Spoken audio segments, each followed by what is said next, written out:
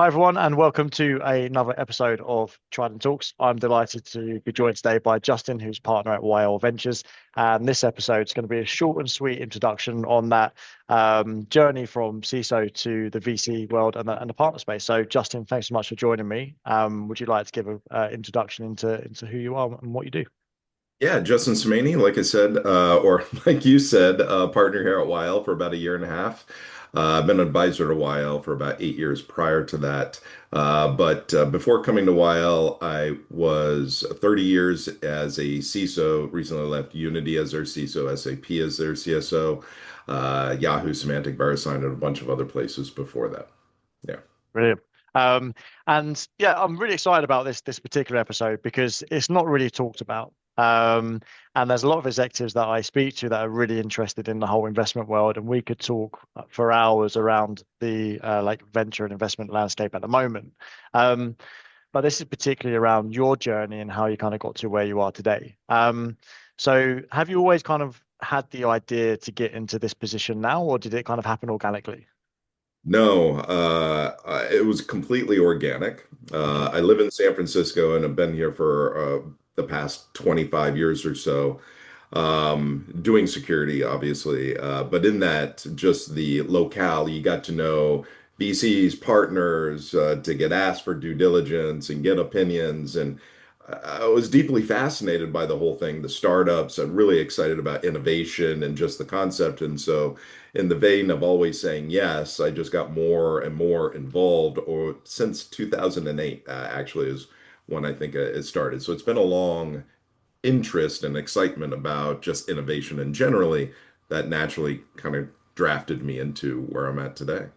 Okay. I really want to ask, what's the main changes that you've seen from being a practitioner and now to actually being at the forefront of, I guess, emerging companies and bits and pieces? But I guess that'll probably segue a lot and we'll probably waste a lot of time. So maybe that'll be another episode. But what type of bits and pieces have you done as a CISO in the past? I mean, mostly as a CISO, we have a series of problems to solve, security problems, and we seek out the best way, short term, long term, to be able to solve those. Generally, this is done either through labor or third party solutions. And if you're going down that path and have gone down that path many times before, you consciously make a decision, is this a build or buy? Mhm. And then most of the times there's good solutions out there, and long term financially, it's better to buy. So you're then asking yourself, how do I think about startups or innovation versus more incumbents, long-standing products for that particular problem? And sometimes it's at a necessity, like when new technologies come out, like AI, and then you're forced to answer the question, I need to secure this new product, new capability by the business. Generally, almost all the time, the solutions in the market are startups. So then you ask yourself, how do I get a finger on the hold of what is coming out every year to be able to facilitate that discussion, build, buy, and in the build, buy process is an incumbent or startup. You don't know what's out there unless you build the relationships with the VCs and go down that path. And so that whole orchestration or thought process of how we do our annual budgeting and planning and solutioning process um, took me a little while to figure out. Like I said, roughly 2008.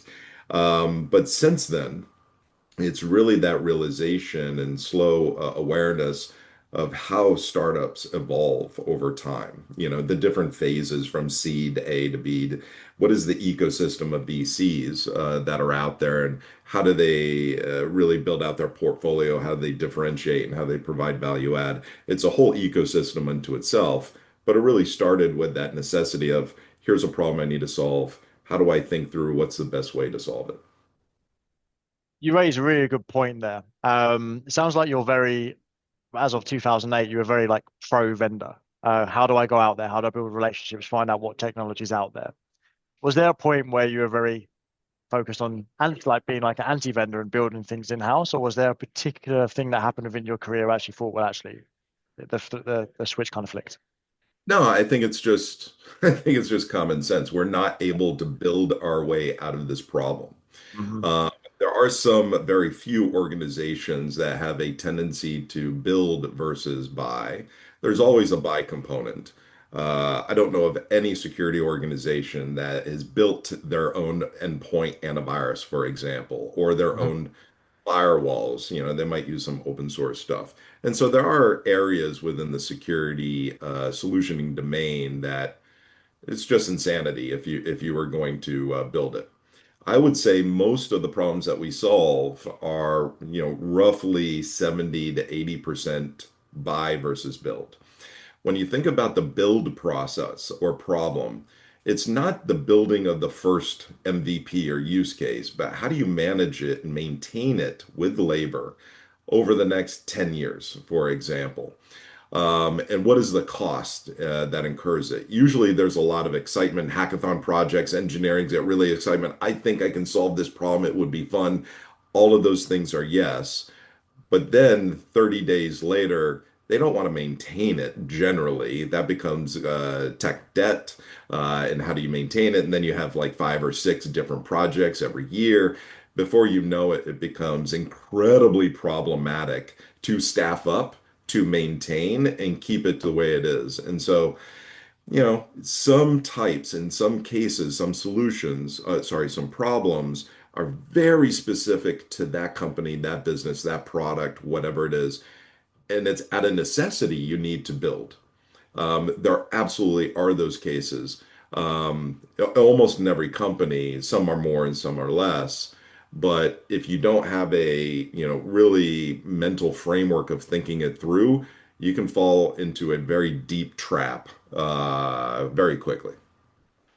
I agree. There's obviously different scenarios for every type of company, right? The reason I kind of said that was a quite important point is because there are some executives I speak to that just aren't aware of the latest technologies that are out there. And they probably get in trouble for saying this. They don't have the appetite to actually explore that for Yeah. multiple reasons. One of them being time. If they're working 16, 17 hours a day, that's a really busy period. They just don't have the time, which is understandable. So, how did you find the time to go out there and do the research and start engaging with the right vendors? Because you probably have to, they were saying, kiss a lot of frogs before you find the right one, right? How did you find the time?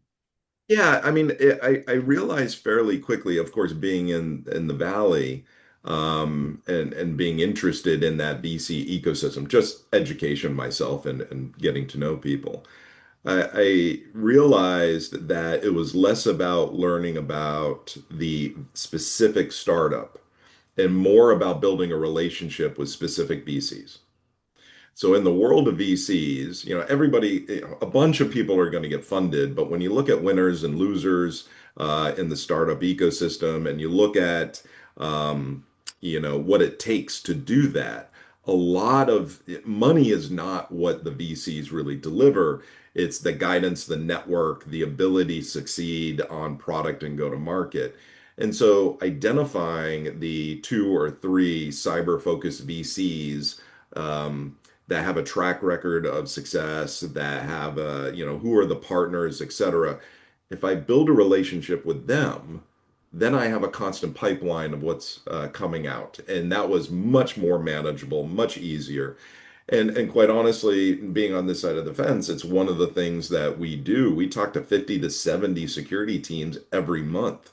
And it's really learning about the challenges and problems that influence how we see the world from an investment standpoint.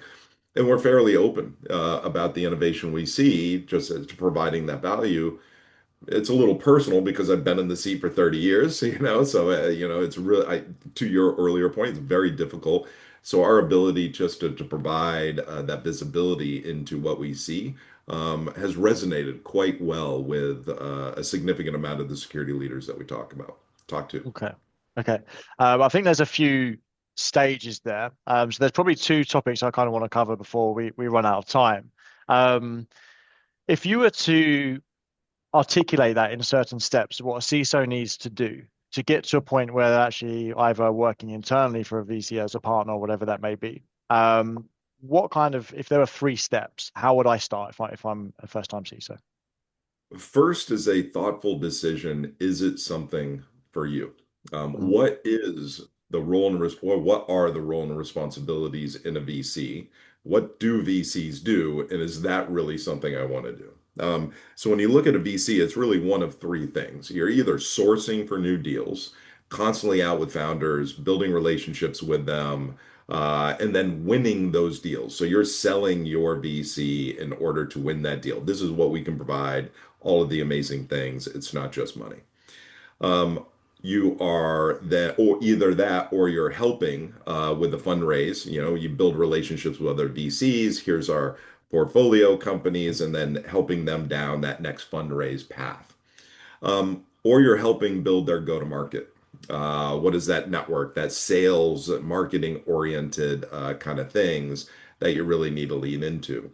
Generally, everybody says, wow, I really like doing due diligence. That is such a small part of what the real job is that it becomes a bit of an eye opener for a lot of security practitioners. So just learning. Is this something I want to do? Who do I talk to? Have that visibility is the first thing I would say.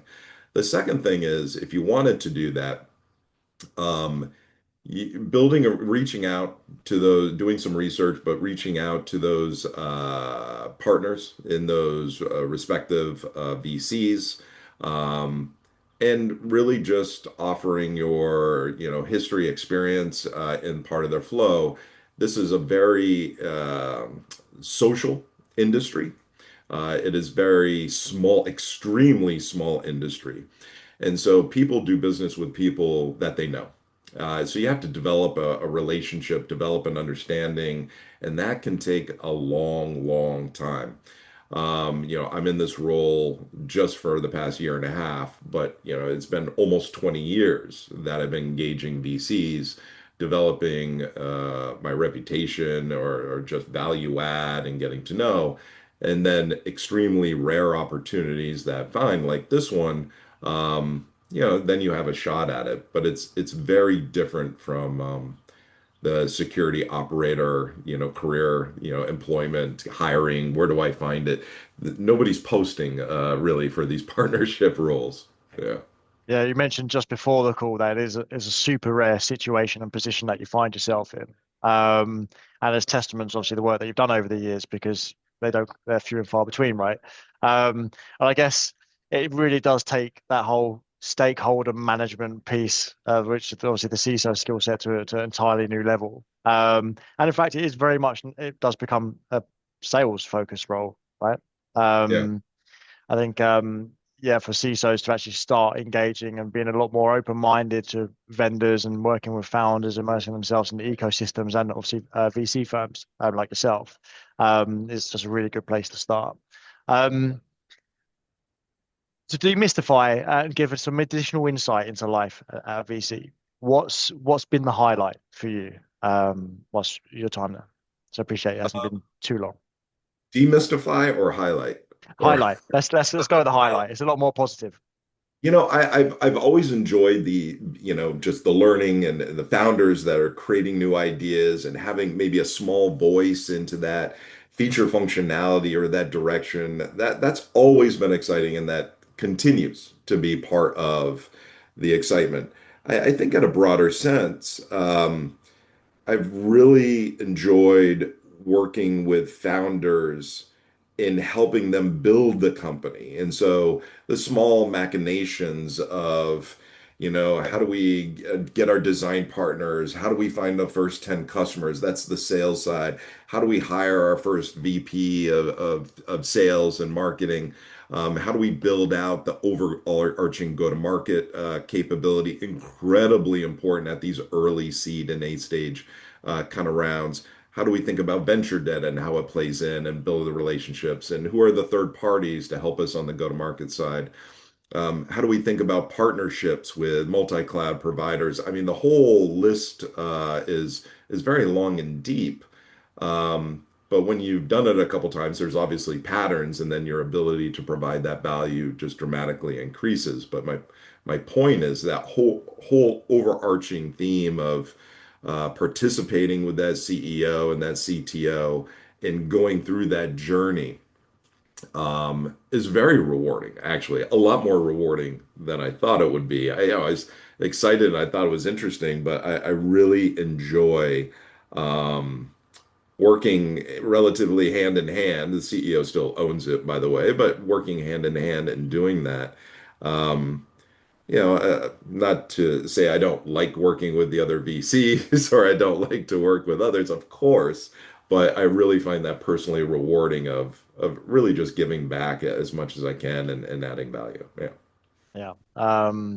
That's something that I get a lot of value out, and I feel really good about doing as well. And that's why it's so important if you are a founder looking for different rounds of funding, and it's so important to select the right VC for you because that amount of value you can give to those companies is so important, and it's literally the difference between success and failure. But Justin, I know we're running out of time now, but a huge thank you for the insights that you've given. I know you're heading to Black Hat, and if there's any CISOs that would be interested in connecting or just finding out a little bit more, I'm sure you're happy for them to connect with you on LinkedIn. But thanks so much for your time today.